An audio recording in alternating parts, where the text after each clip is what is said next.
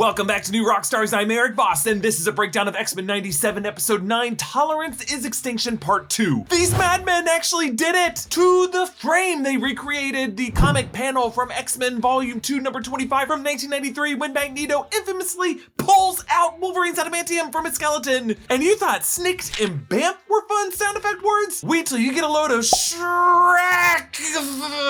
It's another epic episode of X-Men 97 that we must break down frame by frame for Easter eggs and animation details that you might have missed. And you know what? I'm gonna do something different with this breakdown and lead with the 4 deeper thematic undercurrents that creators hid throughout this episode. And I'm so glad that I took my time with this episode to pick up on these. Okay, 1, what ends up happening with Wolverine? 2, the arrival of Onslaught. 3, the return of the Phoenix. And 4, time loops. So as we go through this breakdown, I want you to keep those 4 in mind. The twist with Wolverine, the arrival of Onslaught, the return of the Phoenix, and time loops. Okay, you ready? Let's go. Okay, the very first thing we hear before even the opening titles is a previously on X-Men, and whose voice is that? Previously on X-Men. Yes, that's Cal Todd as Wolverine. This episode opens and closes with Wolverine. They want this mystery to be in our head the entire episode. Why do we hear Wolverine at the beginning? Oh, it's because of what happens to him. Okay, going on to the opening titles. We never skip these. Why? Because there's always cool little changes. And in this one, Storm has finally returned to the character title cards since her departure back in episode 2. And now we see she's wearing her black outfit with her hair fully regrown since regaining her powers in episode 6. This was her original look when the character was introduced in Giant Size X-Men number 1 in 1975. And then another new detail that I barely caught, but I really love this. Normally in the final charge of Charles's X-Men versus Magneto's forces, the camera just kind of whips past some innocent humans caught in the middle running from Sentinels, but now notice those humans are pink-skinned, infected androids, part of Bastion's race of prime Sentinels. And that includes the Letterman jacket guy that we saw in episode 8 in Harmony, Pennsylvania. So are these really fleeing, or are they on the hunt? Did all these infected androids willingly submit to Bastion's goo dip to give themselves a leg up against mutant kind? Or were some unwillingly infected, making them victims and worthy of trying to cure? Okay, the sun rises on the trees of Westchester and on the ruins of the X-Mansion. The X-Mansion is always destroyed throughout the X-Men animated series run. We need to just keep Colossus on retainer to be like the groundskeeper contractor. You broke it again? I'm going to have to call in overtime here. But Charles awakens in bed with his hand outstretched beside him as someone who spent several months in a long distance relationship doing this every morning when my future wife worked in a different city. I can tell you that this guy is longing for his Shi'ar bird queen, Lilandra, who used to occupy this spot at night. Just notice how the Newton brothers score these opening shots of Charles with just these dark, foreboding tones, and you can sense the darkness rising within him from this moment on.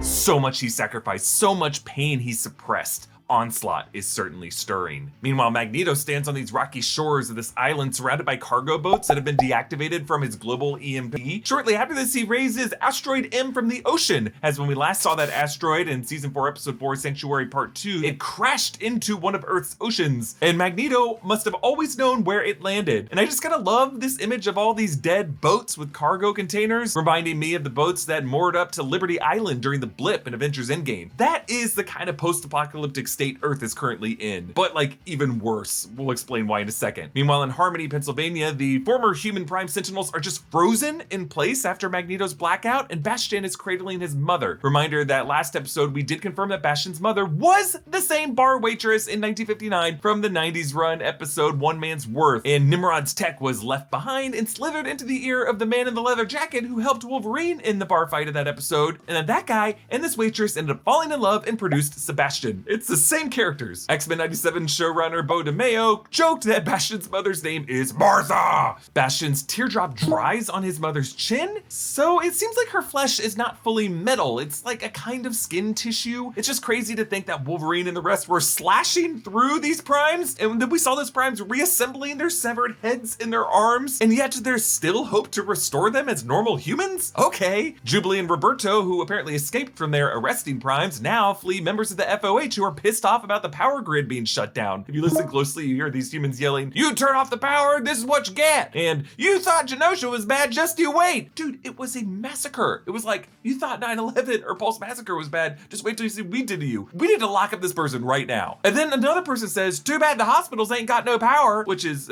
an insane thing to say, because after that shitty OBGYN refused to deliver Scott and Madeline's baby in episode 2, it's not like hospitals consider mutants as part of their Hippocratic oath. But you may remember in the opening titles of every episode, we see Roberto chased down an alley and running into a chain link fence, which is the same framing of Jubilee from the 90s run, and now we see both of these kids chased down an alley. There's no fence at the end of this one, but these poor kids are always just getting chased down dead ends. Now, I assume the animators might have just been reusing character designs, but the mob includes the Letterman jacket guy and the Kurt Cobain looking guy with the blue vest, whom we just saw with frozen android forms in Harmony, Pennsylvania in the middle of that street. But Jubilee and Roberto are saved by Storm and Forge. Forge's mechanical leg has a jet thruster function to slow his falls, so I assume when the Blackbird crashes later, he'll probably be okay. And I do just have to point out, the way Jubilee hugs Storm, it just kind of nuzzles in and looks down and realizes what she's nuzzling in and continues to nuzzle, and Storm is like, it's okay. So Charles's yellow hover chair is wrecked in a beam where it's like, damn, I'm glad I wasn't sitting in this when this happened. We see he's now back in his classic green jacket, his blue and black striped tie, his Argyle blanket with the normal wheelchair, which he was wearing in the portrait that recreated Uncanny X-Men #1 from 1963. Bastion lays his mother down with the painting The Final Dream over the bed, which she showed the others last episode. It depicts a three-headed master mold and prime sentinels floating like dark angels lording over mutant slaves. And if you look closely at these mutants, there's one with wings like Angel, there's one with a tail like Nightcrawler, and there's one emitting optic blasts that I think is supposed to be Cyclops. And Bastion says, "It's finally quiet, Mother,"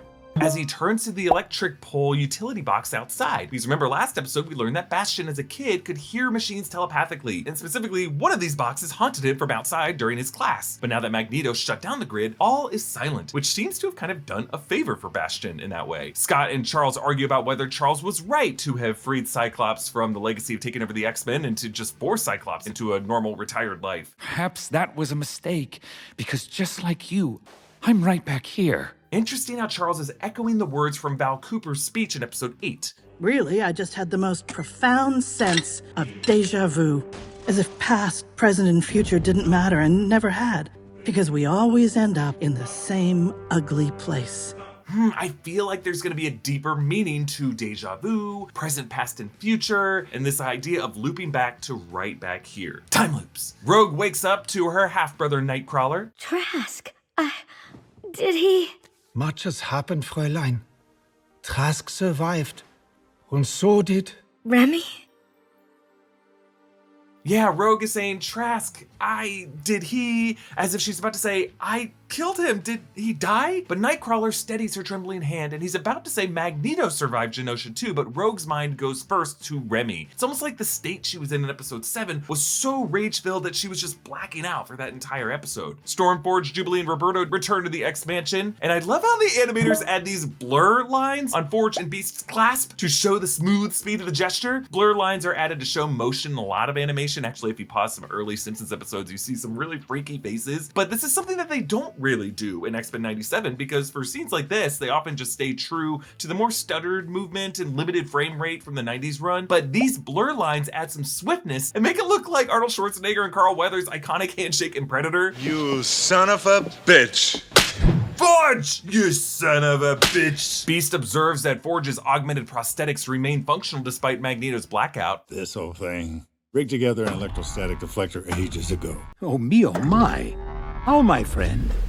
Thought about it? Thought about it, huh? So there's still a loose end here with Forge's photo with Dr. Gottfried Adler and Bastion, suggesting technology like the mutant ability control collar and other things Forge uses might be under the influence of Bastion. And Forge here saying only a cryptic, I thought about it, makes us wonder what else he has in his head. Also, we still need confirmation if Bishop's friend in the future, who he said could cure Nathan, was actually Forge, and who Cable's rebel contact was who knew to check the town of Harmony, Pennsylvania. Either way, time travel's in our future, and we gotta figure out what Forge's role is in it along with Bishop. So during the debrief, we see photos of Harmony, Pennsylvania and Madripoor and a cash for gold shop with mutants are monsters written on the top of it, and on an overturned car, human eaten something, probably blaming mutants for Bastion's nanotech virus that turned so many into prime sentinels. But whoever wrote this is just getting the sides of this war all wrong. Storm says that she can feel the Earth's magnetic field dying, and she says when the sun sets tonight, it sets on the future. So, whoa, I think they are acknowledging that Earth, without its magnetic field layer, would see its atmosphere eroded by solar winds, and we would all eventually die. Storm doesn't really specify that, but according to New Rockstars resident science nerd Berg, if Earth actually lost its magnetic field, our atmosphere would expand and heat up, and then we would fry and suffocate. So essentially, Magneto doomed all of us. Wolverine says, The man just declared war on the whole planet.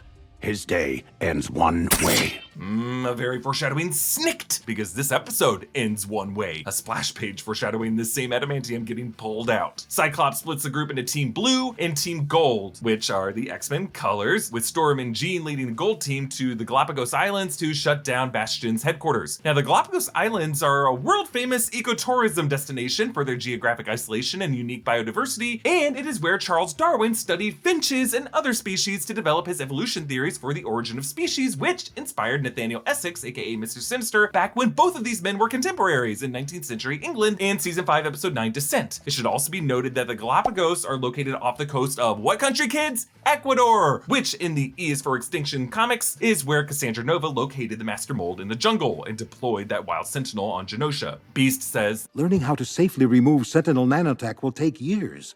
But Forge and I believe we can restore the Prime Sentinel's innate humanity. So this is just still so crazy to me. I don't know how Sentinel nanotech could remake flesh so that heads and limbs could be severed and then refused, and for that same flesh to be reversed to normal without any kind of damage to the body. I think Beast is just acknowledging it's not really possible. We need a time loop here. Roberto in these scenes is finally suited up as one of the X-Men with a yellow and dark blue suit, which is Sunspot's original first X-Men suit in the comics. Chris Claremont's The New Mutants look. Jubilee is still wearing her black and pink number that she got at the mall last episode, which is from her more recent Jubilee and Wolverine comics, which is post M Day. Meanwhile, Rogue in this scene and in the following scene at the lake wears Remy's high collared trench coat, which remember he was not wearing at the Genosha Gala because he had switched into the white tux, but Rogue must have salvaged it from the wreckage and kept it so that she could breathe in the smell of those freshly deep fried beignets and remember it. But underneath, she wears her full green suit with a trim that comes up the center and forms a hood and a lime green gloves and collar, similar to the suit she wore in her very first appearance in Avengers Annual number 10 in 1981, which had a light green trim instead of a white one. And this is a time when she wasn't yet a member of the X-Men, and it sets up her switching back to Magneto's side in this episode. Charles says that he tried to recruit a young Sebastian to join his school, but his anti-mutant mother slammed the door in his face. In another world,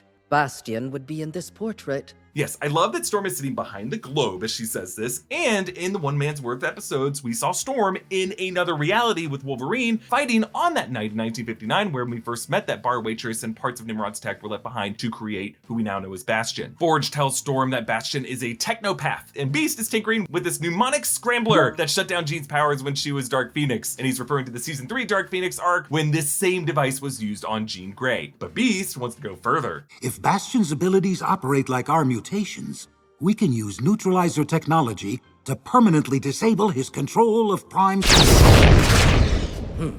Okay, no Neutralizer Technology. I love how the second Beast says the words Neutralizer Technology before Storm thunders up. Notice how her eyes open very slightly wider as she registers this is the same tech that took her powers. She's kind of like, so Magneto arrives and lowers Asteroid M over the lake, and I love how you can see the Aurora Borealis light in the sky surrounding it to show Magneto temporarily activating part of the planet's magnetic field to hover this asteroid, and to show that he is capable of reversing it if he wants. Magneto disses Lilandra as Charles's Shi'ar bird queen, like she's some kind of new girlfriend who's really into crystals that Charles ran off with and then suddenly has a lot of thoughts about the itinerary for the annual guys trip. We all know a guy like that, and if you don't, you're that guy. Magnus describes Genosha to Charles as the vision Charles pitched to him in a bar when they were younger men, which Magneto told Rogue about in episode 6. But then Magneto breaks our hearts. I promised a boy a future free of fear, only to watch his frightened eyes be vaporized inside his tiny skull, because he believed in me. In the dream you had me sell. Oh god, he's talking about Leech! The moment the wild Sentinel kaiju zapped them in episode 6, Magneto had told him at the time, "Habe keine Angst," which is German for "do not be afraid," and it was the last thing Leech heard. But now I'm asking, did Leech speak German? Was Magnus really telling himself that? Rogue agrees with Magneto's argument and leaves Remy's trench coat on Charles's shoulder, treating him like he's a coat rack. She reminds the others that none of them were on Genosha the day it fell. Who dies next, Professor? Jean? Been there, done that. Who knows where Bishop is? And hell, Morph was barely on the team 30 minutes before we tossed them to the wolves. Okay, so a couple things to pull out of that. First, a reminder of Bishop's absence. This season does not want us to forget about Bishop. Last episode, we learned that he was bumped from the time stream while he was bringing baby Nathan to the future, and Nathan arrived at that future alone. So I feel like Bishop may be in the axis of time with Immortus, but either way, Bishop is coming back. But the Morph line is so mean, considering Morph died in the second episode of the original series, so barely even 30 minutes of screen time before they were axed. But I said died because Morph did end up coming back. If you're a runner and a Marvel fanatic, then it is high time you started indulging both of your passions at once with Marvel Move. Marvel Move is an immersive audio fitness experience from the creators of Zombies Run. You walk, run, or jog in the real world as audio from the app makes you feel like you're fighting alongside characters like the Hulk, Doctor Strange, or the X-Men. You better run, Buck.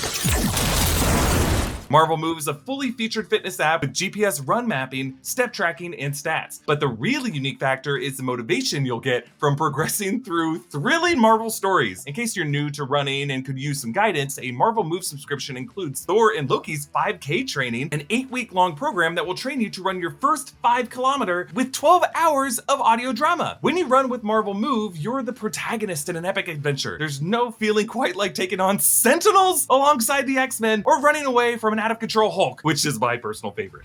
Clear the streets. New workouts are released regularly, with stories from A-list writers like Teenie Howard and Jerry Duggan, plus more series and new characters arriving in summer 2024. Download the ZRX app on iPhone and Android to try Marvel Move for 1 week for free. And when you're ready to dive in, head to zrx.app/newrockstars and use coupon code newrockstars at checkout for 50% off your first month. Okay, moving on to Muir Island, off the coast of Scotland. And of course, we hear some bagpipe music, because this is how Muir Island was introduced when we first visited it in season 1, episode 9, The Cure.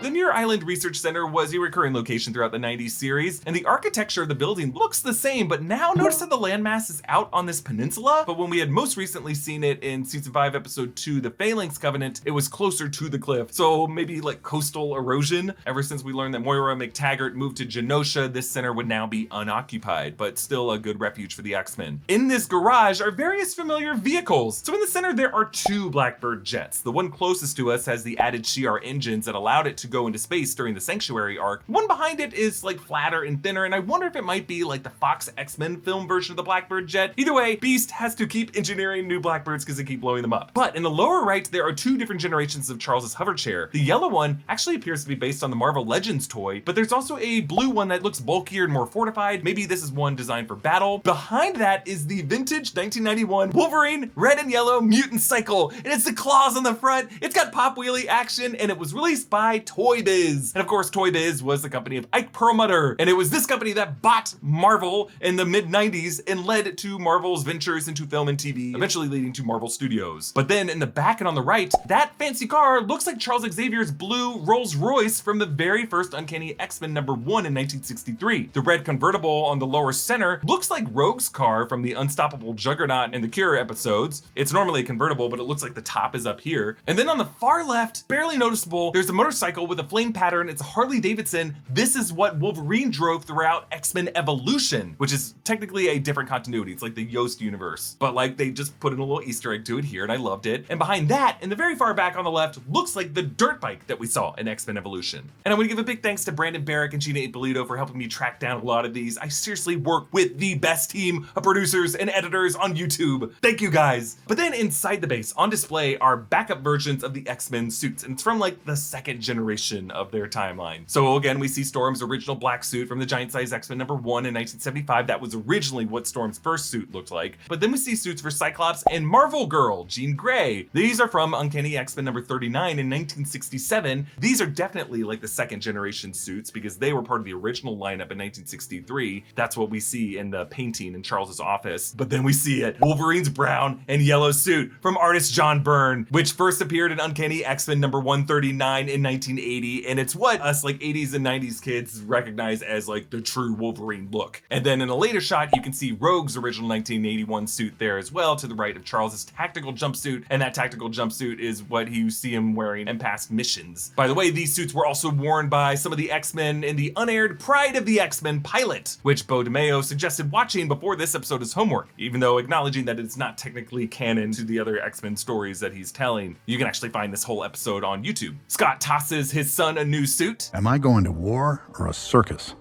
What'd you expect? Black leather? Yes! A direct shot at the line in Bryan Singer's X-Men in 2000. You actually go outside in these things? What would you prefer? Yellow spandex? A line that has lived in infamy among fans of X-Men ever since, as these movies have resisted putting Wolverine in a comic accurate suit. That is until this year's Deadpool and Wolverine. But the new suit that Cyclops gives Cable is actually Cable's suit from Marvel vs. Capcom 2. There's actually some really fun gaming Easter eggs in this episode. So Charles chats with President Robert Kelly in an astral plane version of the Oval Office. In under an hour, civilization as we know it ends. In under an hour. Kinda sounds like President Whitmore's speech in Independence Day. In less than an hour, aircraft from here will join others from around the world. So Nightcrawler prays the rosary, and Jubilee disintegrates Roberto's business card, but the address on it read 1 Claremont Avenue, Rio de Janeiro, Brazil, a reference to Chris Claremont, the comics writer most responsible for the best X-Men storylines. And then the phone number is 009-071-982. So 97182, September 7th, 1982 is Beau DeMayo's birthday. This date was also the release date of Marvel graphic novel number 4, The New Mutants, which was the first appearance of Sunspot. As they walk out to the Blackbirds, we see Morph is wearing a new suit with these shoulder pads. This is Morph's look from the Exiles. And the shoulder pads would normally be holding a cape, but I suppose they had a conversation about this and they're like, no capes! As Team Gold nears Bastion's island, Bastion senses them and deploys the Sentinels, and I love how Forge and Jean are white-knuckling on those sticks. Cable, Morph, and Beast are all bracing for impact, but Storm, not worried at all. She's sitting calmly with her legs crossed. So Storm parts ways with Jean, and I love their relationship this season, because Storm here calls her this. Stronger. A survivor. A phoenix. Ah, yes, a phoenix. Which is just so interesting coming from Storm, who was recently repowered through an avian entity, the Adversary. And I kind of feel like it could be a hint to Jean to embrace her inner bird queen. And I just love the way they sign off. Make them mind your weather, sister.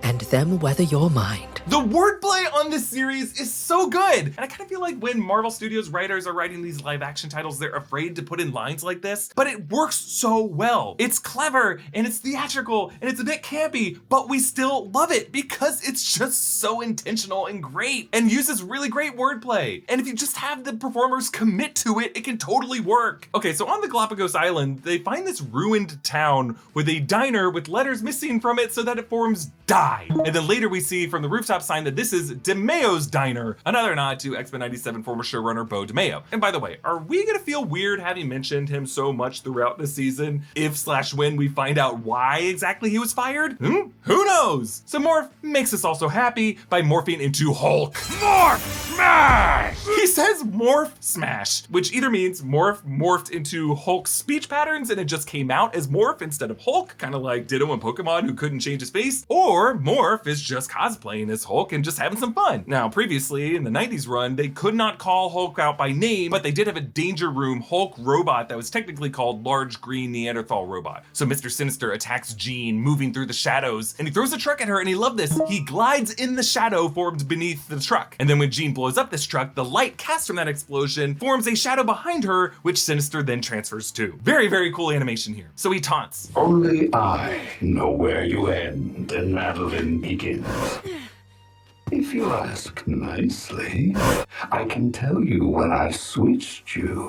I feel like this is Sinister messing with us, the viewers, because some of the flashback images in episode 3 hinted that it could have been as far back as season 1, episode 5 when the switch happened, which would have meant that like for most of the entire 90s run, it was actually Madeline Pryor, not Jean Grey. But I don't know. This Jean Grey seems to have a more vivid take on the season 3 Phoenix drama, so I'm guessing it was sometime after that. Jean lifts the roof off the bowling alley, depriving Sinister of his shadows, and when she sends him down the lane, if you listen closely, they mixed in a perfect strike sound effect, even though there were no bowling pins in that one. And I love how when Jean sends bowling balls at Sinister, when she raises the jukebox, that's when he freaks out scared. Also from the billiards table, 3 balls rise, 5, 14, and 2, and they zip at Sinister in that order. 5, then 14, then 2. Not sure if there's any significance to that numerically, I just wanted to point it out. Meanwhile, the blue team takes the other Blackbird to Asteroid M, where Rogue and Sunspot find it empty, forgetting that Nightcrawler can teleport people on board if he has a line of sight through that transparent window. Magneto's throne is made of dead Sentinels, and I love that. It's so metal. Literally metal. Wolverine charges first and Rogue tackles him, and then we get this cool tracking shot where Cyclops is running and firing an optic blast, running to the right to avoid Magneto's tiles, while Nightcrawler runs behind and has to bamf to the right to make room for one of Jubilee's plasmoids to fire past him, and then bamfs again to avoid Magneto's tiles, and then Roberto and Jubilee start hurling fireballs and plasmoids at each other, which kind of feels like an inverse to their fun pyrotechnic dance in the club in episode 1 of the season. Charles starts to lecture Magneto, but Magneto says, "In space, no one can hear you snark." Oh, how I've waited to say these 2 words to you, old friend. Shut